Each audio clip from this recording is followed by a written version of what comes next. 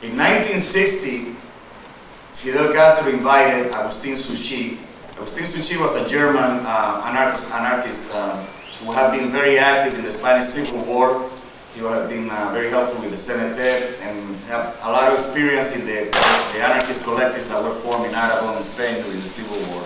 He was invited to Cuba because Fidel Castro wanted him to document the agrarian reform. At that time, one of the first things that the Fidel Castro government did was la reforma agraria, agrarian reform. That meaning that the land was being taken away from the rich landowners that own thousands of acres of land.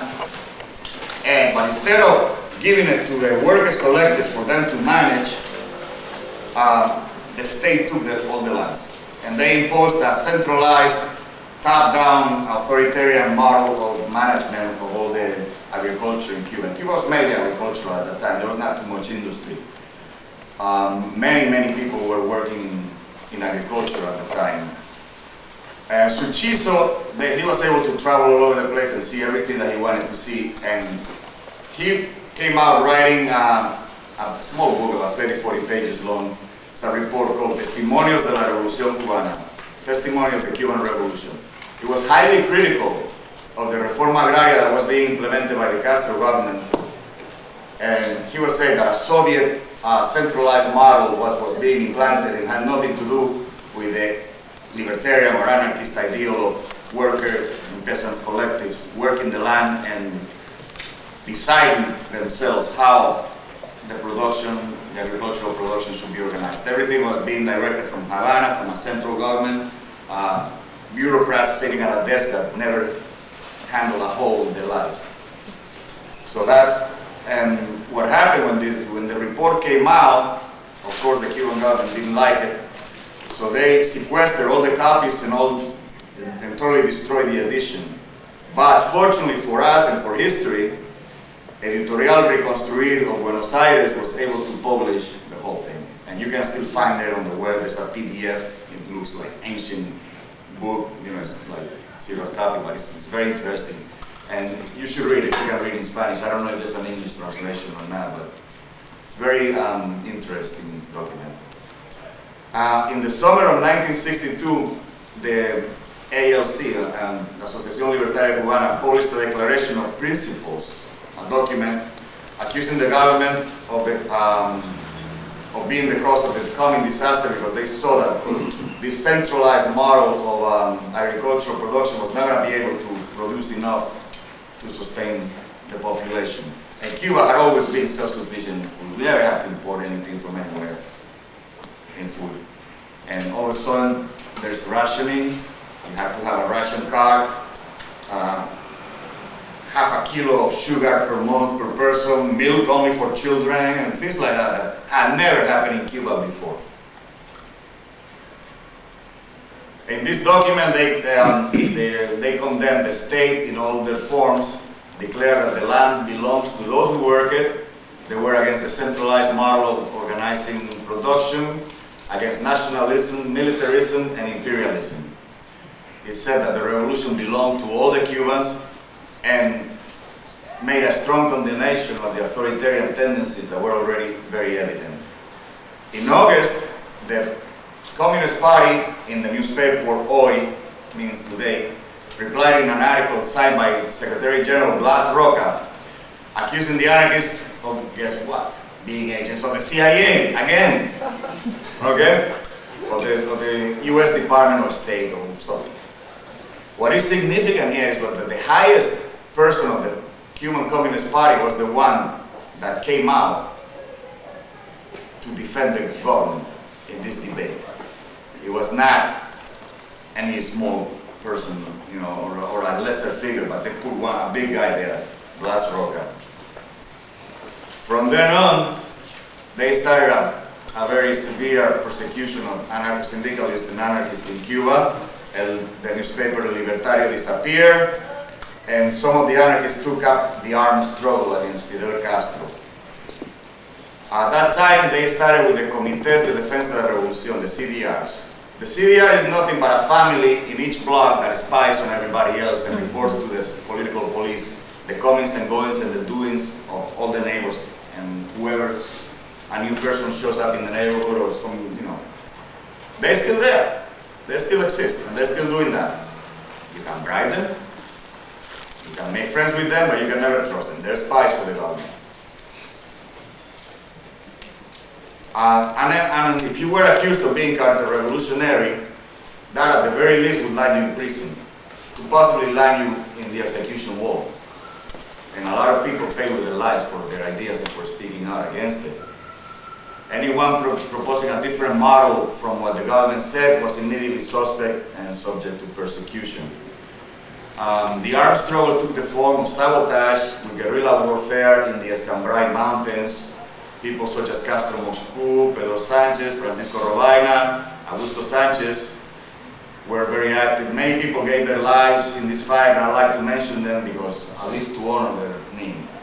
Rolando Camargo, Ventura Suárez, Sebastián Aguilar Jr., Eusebio Otero, Raúl Negrín. Many others were in prison. Modesto Piñeiro, Floral Barrera, Surya Linsuain, Manuel González, José Aceña, Isidro Moscú, Norberto Torres, Silicio Torres, José Mandado Marcos, Plácido Menéndez, Luis Linsaín, Francisco Aguirre died in prison, Victoriano Hernandez committed suicide, José Álvarez Michel Torena died very soon after being released from prison.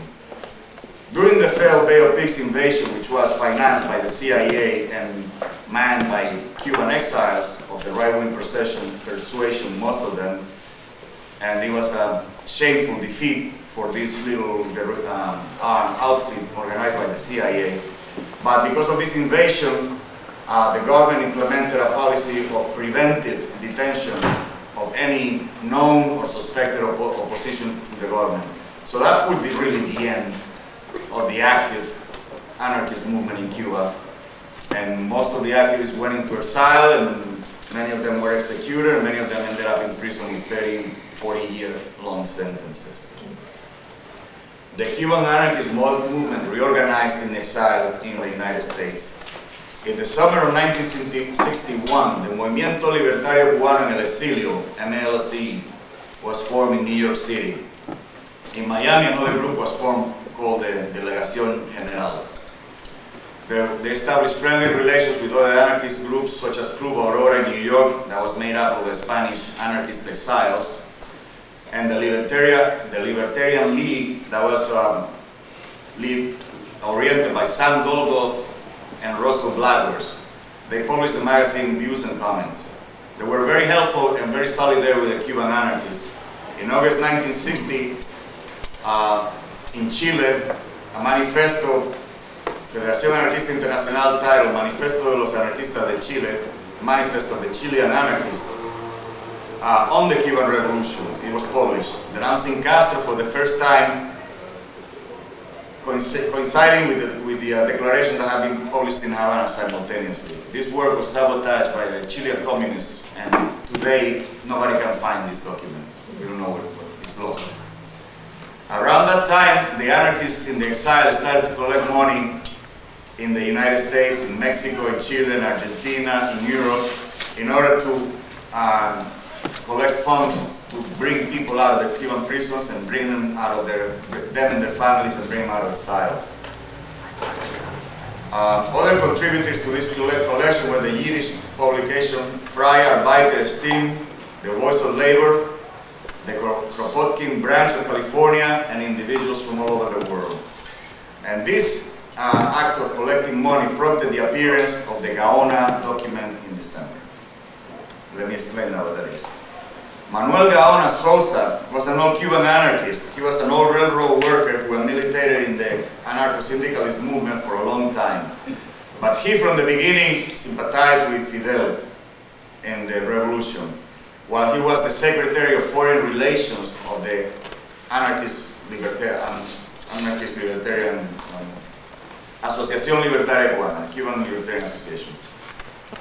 In November of 1961, he wrote a document praising the revolution, saying that Fidel was God-sent, and attacking his former comrades as being, again, agents of imperialism, and attacking the insidious campaign of the libertarian press in Mexico, Latin America, and other places that were criticizing the Cuban Revolution.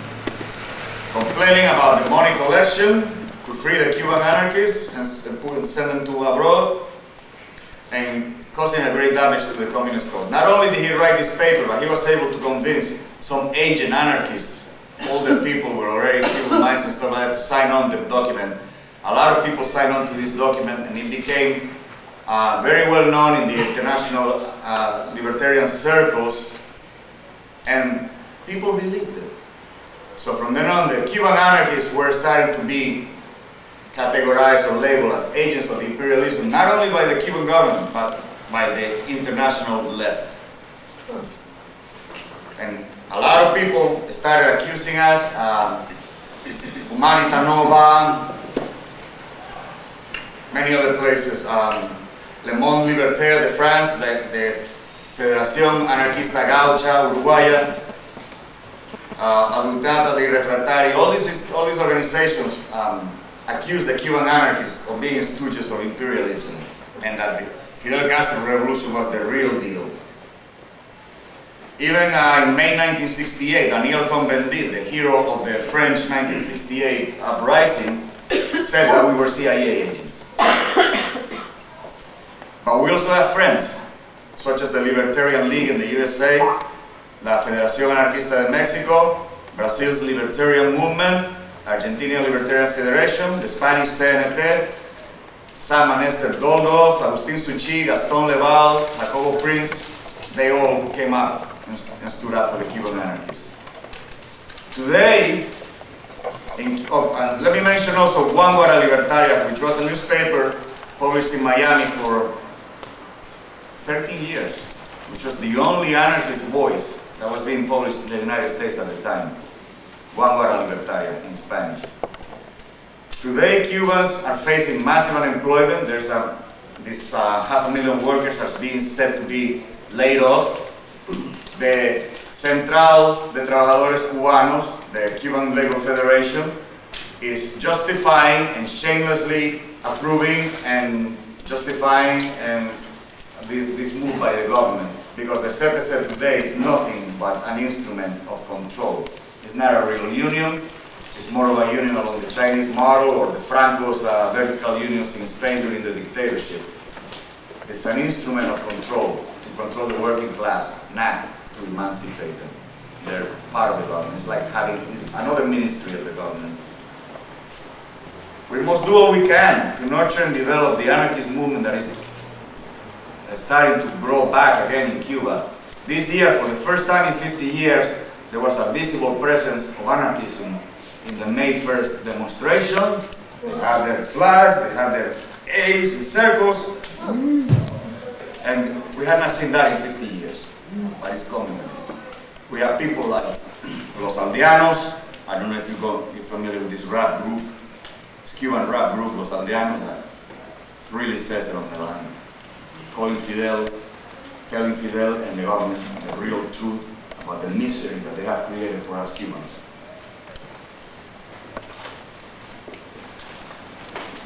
Someday we'll have the freedom to choose what government we want to do. We're not going to tolerate an imposition from the right wing from Miami that is set to come and invade Cuba again with other millions of dollars and turn Cuba into a fucking Chinese model state. It was Benito Mussolini who defined fascism as the marriage of corporations and government. We have that here in the United States today. That's what they have in China. And that's what they want to impose in Cuba. But we're not going to let them, right? Right. Okay, I'm done. ¡Viva la anarquía! ¡Viva Cuba libre!